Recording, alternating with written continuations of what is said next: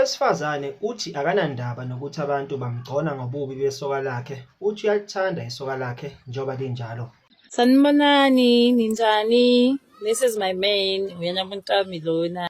Sekusabalele iy'nkundla zokuxhumana owesifazane okhuluma ngothando lwakhe eshaya indiva ukuhlukunyezwa ngamazwi abantu abahlulela ukubukeka kwesoka lakhe. Lo wesifazane uthi abantu bangahle bavume noma bangavumi kodwa yena uzinzile othandweni futhi angeke avumele amazwi abantu amthena amandla ngothando lwakhe. Uveze ukuthi abanye abantu baye bamhleke bethi isoka lakhe libi futhi alimfanele kodwa yena uthi indoda engiyithandayo yile enginayo. Abantu bangasho abakuthandayo kodwa mina angikhethi ngobuso, ngikhetha ngenhliziyo. Abanye abantu ey'nkundleni zokuxhumana bazwakale bemhalalisela ngokukhuluma ngobuqotho nangokuma ngokuqinile othandweni lakhe. Nokho yena akazange ahlehle, uthe uyazi ukuthi abantu bayakhuluma ngoba bebuka ngaphandle kodwa yena ubona umoya, ubuntu nokuziphatha kwesoka lakhe kumenze wanquma ukuma nalo nanoma ngabe kunjani.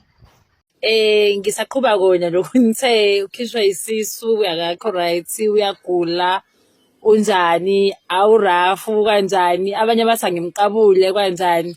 Uyena muntu wami ke lo, angisabi ngaye futhi angisoze ngasaba ngaye. Isona sithandwa sami ke lesi.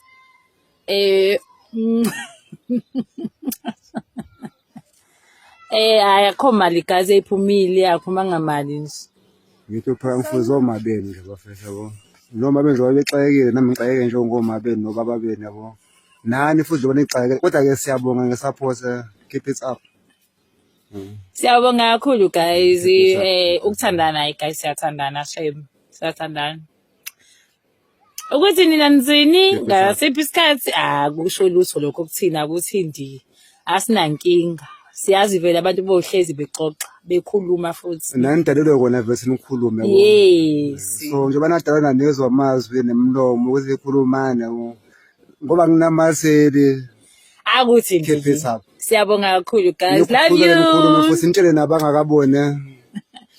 Love you guys. Bakhombise nabe. Isambane News sibuya nazo sishisa.